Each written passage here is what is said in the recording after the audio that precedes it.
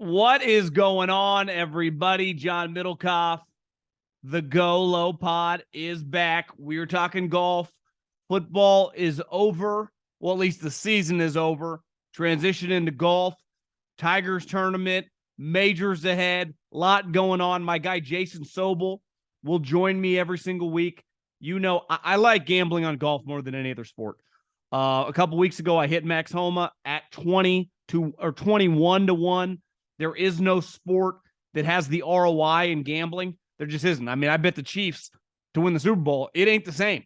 To win what I had to win to make the Max Homa money, I would have had to bet $2,000. I bet $100 on Max Homa and won $2,100. Can't beat it. I love gambling on golf. We will talk with Sobel every week about the bets for that upcoming tournament. Obviously, the big ones. We have a lot of them upcoming. And we'll lead the show, for those of you new, just with some things that, you know, I'm fired up on, things that are going on in golf. Obviously, the Netflix series, if you're listening to this on Wednesday, is coming out. Not exactly sure how I'm going to attack that because it all comes out at once. Maybe we'll do just things as I watch it, things I like. I don't know. That'll be a fluid situation, but we'll be reacting every single week to the world in golf. Last year, obviously, LIV was a big talking point. This year, you know, they're not, you know, not playing right now and on the CW. So we'll focus on the PGA Tour. And yeah, so this is pretty straightforward. Here's what I need you to do. Two things. One, the GoLow Pod will just be on the 3 and Out feed, so you don't need to subscribe to a new feed. And two, we will do like the Middlekauff mailbag. We will do a mailbag on this show.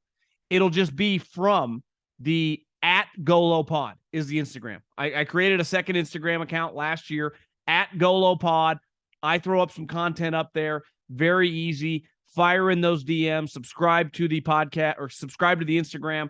I'll throw a bunch of content up this summer. I now live in Scottsdale, playing a lot of golf. We will have video content moving forward. So @GoLow Pod, fire onto that Instagram. It's run by me and the team of me. So I will see every DM, fire in those. Very easy to do.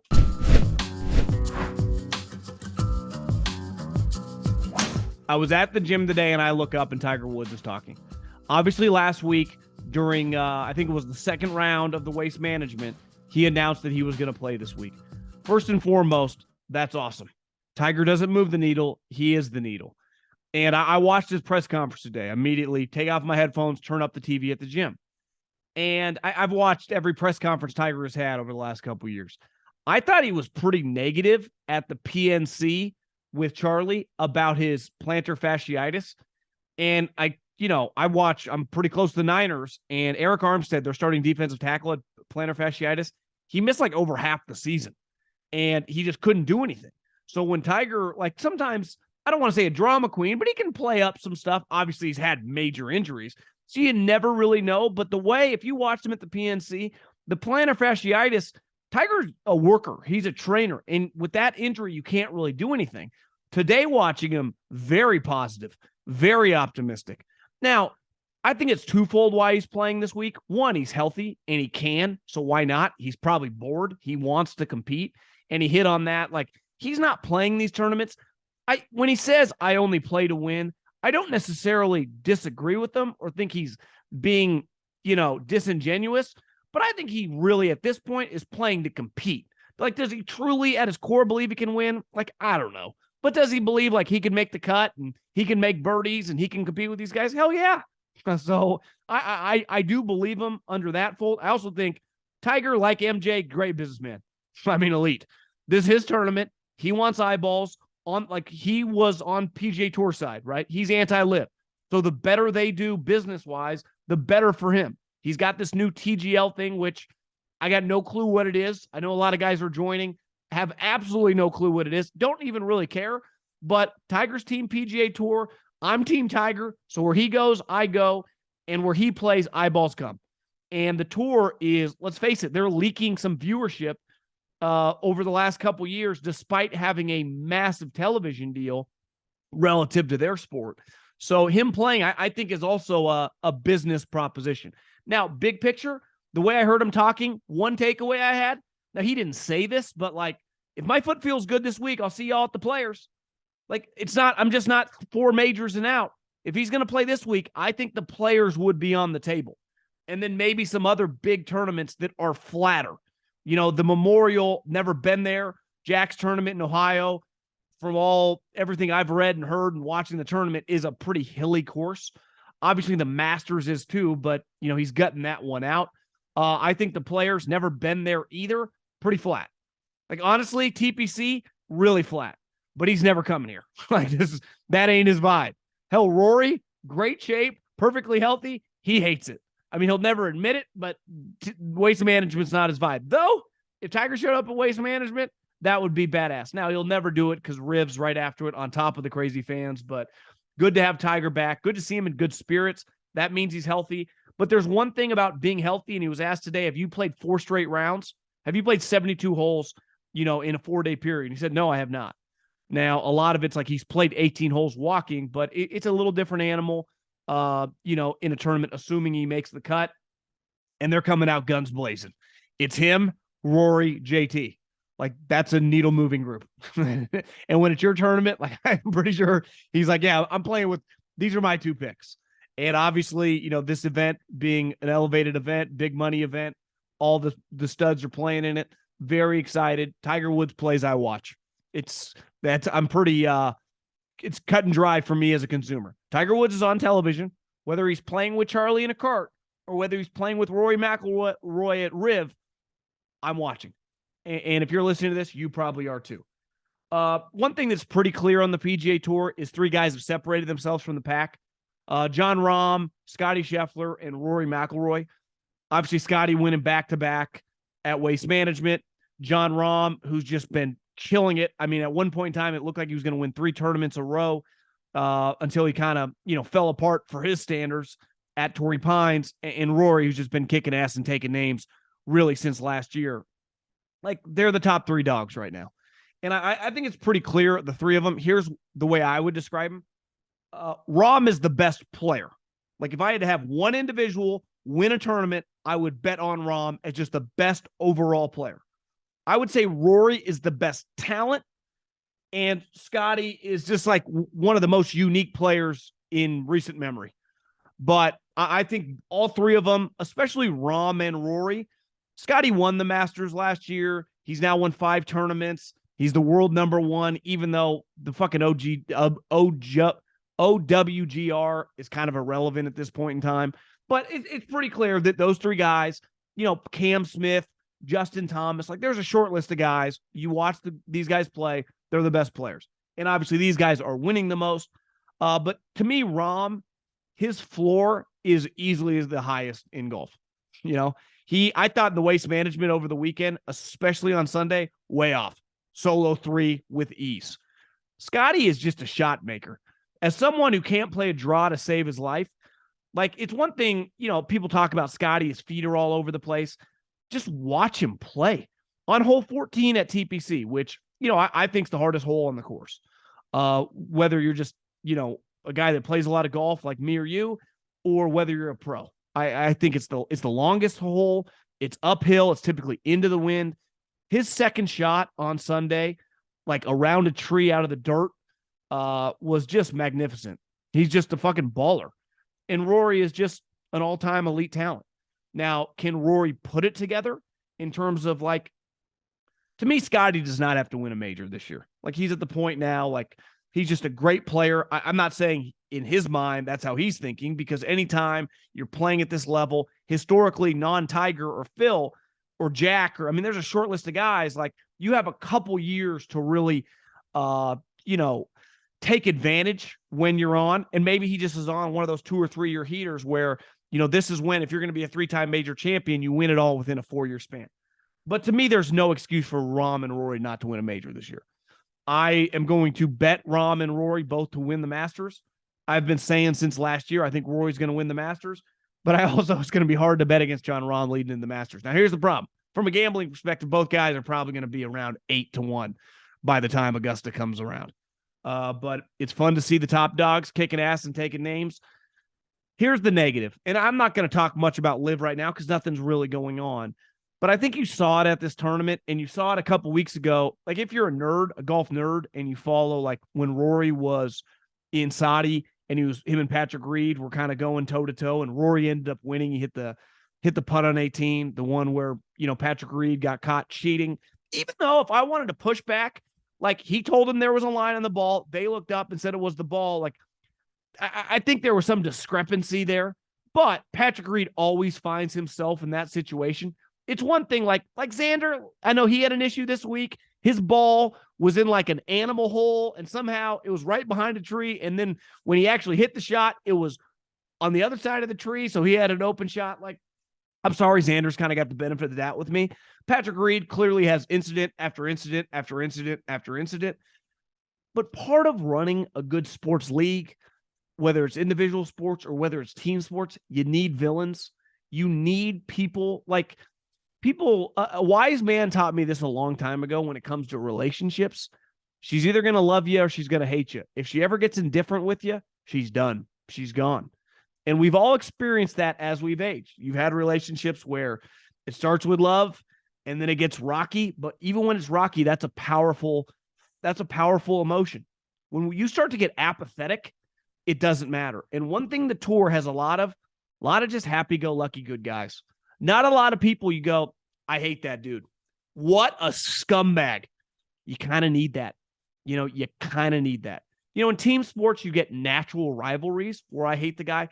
In individual sports, I kind of need a reason to not like you.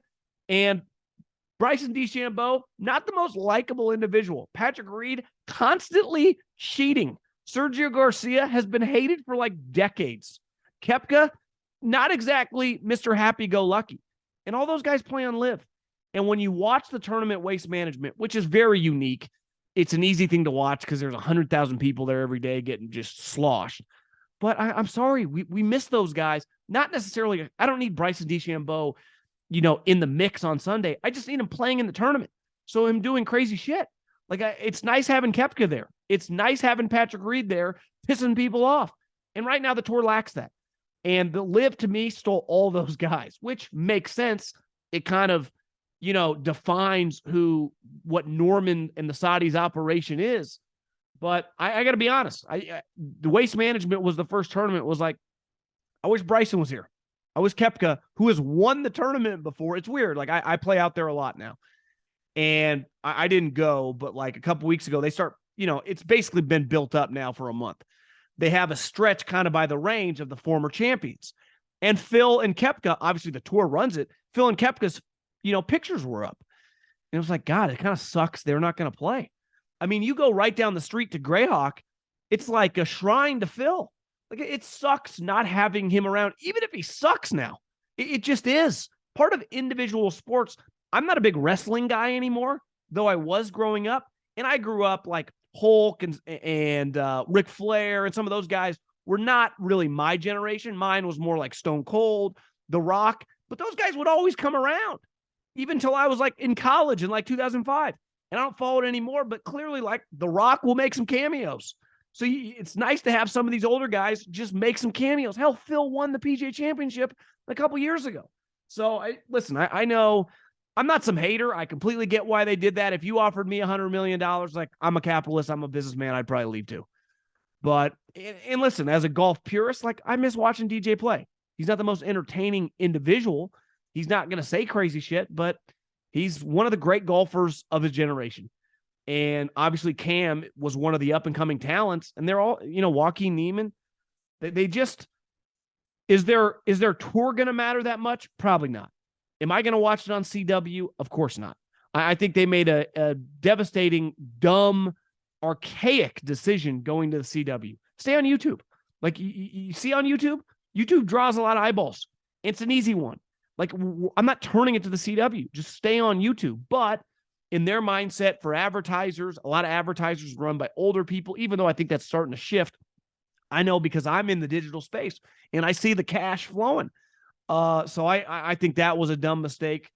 But when you run by a 67-year-old guy, it's very important for him to be on TV. It's like, Greg, fucking stay on YouTube. But I miss those guys because of what they brought to the tour with all the other guys. And on a more positive note, I'll end on this before we dive into Sobel. two things that really stand out to me right now are two guys that are getting their swag back. And one is just one of the more universal stars in golf.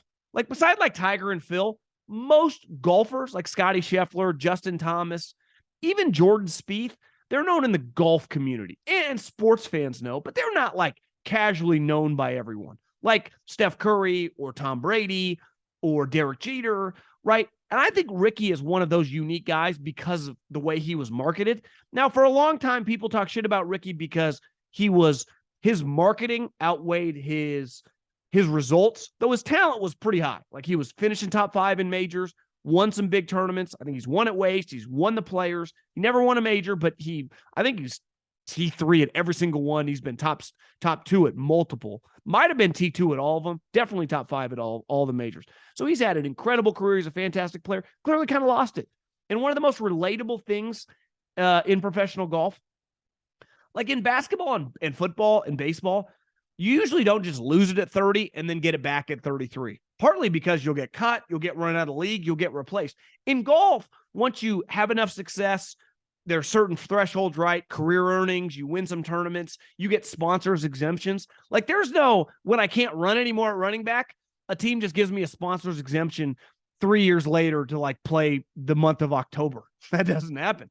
So Ricky and Jordan, two guys, obviously Jordan's accomplished more, but kind of fell in some hard times. And anyone that plays golf, the most relatable thing is you could have one good round, whatever you are. If you're a 5 handicap, one day you shoot 75, and 2 months later, you're struggling to break 88. You're like, what the fuck is going on? And for these tour guys that can finish T5 in majors, and then they can't make a cut. And that is their equivalent to us normal people. So it's cool to watch guys bounce back. Obviously, he played really well at the Waste Management. I mean, his last 2 tournaments, T11 at the Farmers and T10 at Waste Management. Now, he's a West Coast guy. He has a lot of, he's played both those tournaments a lot, but it's pretty clear, like just the eye test, he's hitting, his swing looks dramatically better. And he's just an easy guy to root for. Like, who doesn't like Ricky Fowler? Another guy who's probably a little more nerdy golf is Jason Day. I've always liked Jason Day, an all-time elite short game, former world #1. He's won a major. He's won 12 times. Like, he's really accomplished. Like, Ricky's won 5 times in his career. Jason Day's double that. So, to watch a guy that his last 3 tournaments, T18, T7, and 5th, I like him this week. I'm going to put a little cash on Jason Day. But I really enjoy in this sport, because it's not even possible in team sports because you get cut and you get run out of the league.